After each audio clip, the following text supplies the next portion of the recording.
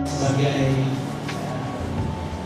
bekas belajar pada sekolah yang besar, sekolah besar untuk menyumbang banyak pada sekolah.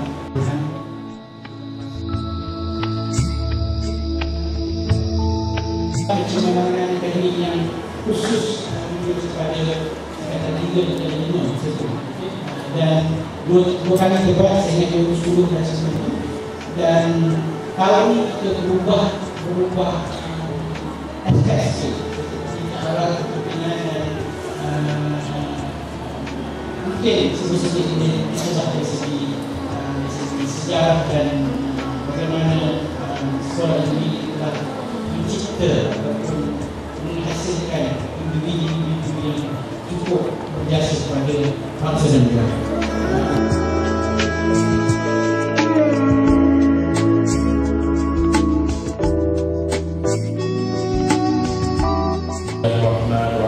Alhamdulillahirabbil alamin. Wassalatu wassalamu ala sayyidina Muhammadin amin wa ala alihi wa sahbihi ajma'in.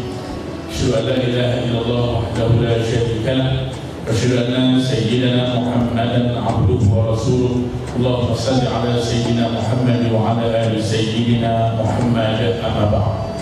Yang saya kasihi sahabat saya Ustazul Fadilah Ustaz Effendi selaku pengacara kita pada pagi ini, yang berbahagia guru saya Ustaz Wan Hajjah Nur Aini Zain Abidin, tentu sekolah menengah Raja Pembangunan.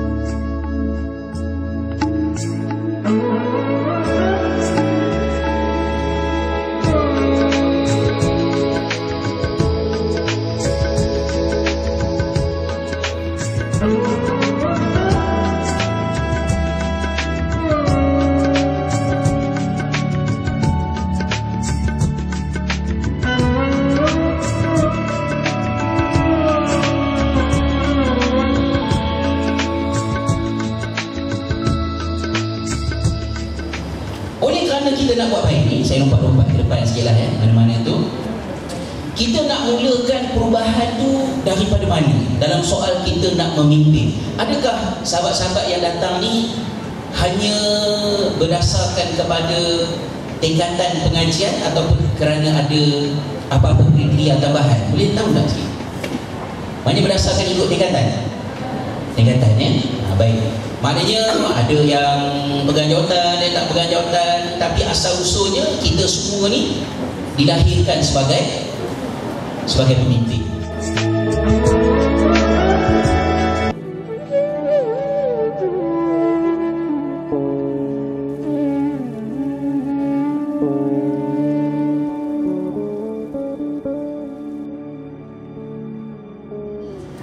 Form 1 di sekolah Takyah.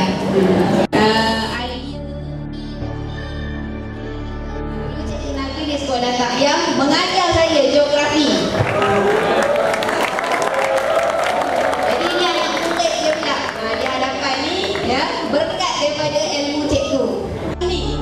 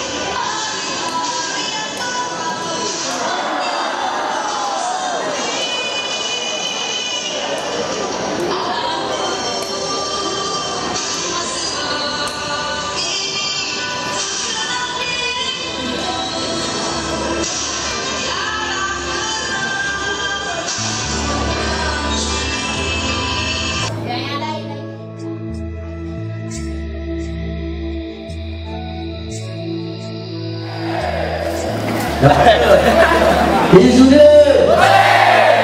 Saya nak sebut tak yang ke nak sebut serata? Tak yang ya? Okey, sedia. Ha? Serata ya? Okey, sedia. Serata